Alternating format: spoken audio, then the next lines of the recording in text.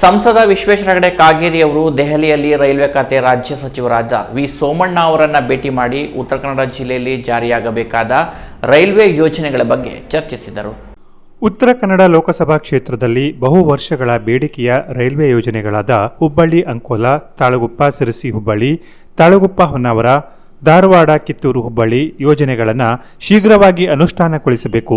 ಕೆಲವು ಹೊಸ ರೈಲ್ವೆಗಳಾದ ವಾಸ್ಕೋ ಬೆಳಗಾವಿ ಮೀರಜ್ ಪ್ಯಾಸೆಂಜರ್, ಕ್ಯಾಸಲ್ ರಾಕ್ ಮೀರಜ್, ಕ್ಯಾಸಲ್ ರಾಕ್ ಇವುಗಳನ್ನು ಪ್ರಾರಂಭ ಮಾಡಲು ವಿನಂತಿಸಿದರು. ಇವುಗಳ ಜೊತೆಗೆ ಇತರ ಬೇಡಿಕೆಗಳಾದ ಕುಮಟಾ ಮತ್ತು ಗೋಕರ್ಣ ರೈಲ್ವೆ ನಿಲ್ದಾಣದಲ್ಲಿ 2ನೇ ಪ್ಲಾಟ್ಫಾರ್ಮ್ ನಿರ್ಮಾಣ, ಕೊಂಕಣ ರೈಲ್ವೆಯಲ್ಲಿ ಸಂಚರಿಸುವ ರೈಲುಗಳಲ್ಲಿ ನಮ್ಮ ಜಿಲ್ಲೆಯ ಪ್ರಯಾಣಿಕರಿಗೆ ಹೆಚ್ಚಿನ ಮುಂಗಡ ಟಿಕೆಟ್ ಕಾಯ್ದಿರಿಸುವಿಕೆ ಅವಕಾಶ ಕಲ್ಪಿಸುವಿಕೆ, ಕೆಲವು ಸ್ಥಳಗಳಲ್ಲಿ ಮೇಲ್ಸೇತುವೆ ಮತ್ತು ಅಂಡರ್ ಪಾಸ್ಗಳನ್ನು ನಿರ್ಮಿಸುವಂತೆ ಸಂಸದರು ಸಚಿವರಲ್ಲಿ ಮನವಿ ಮಾಡಿದರು.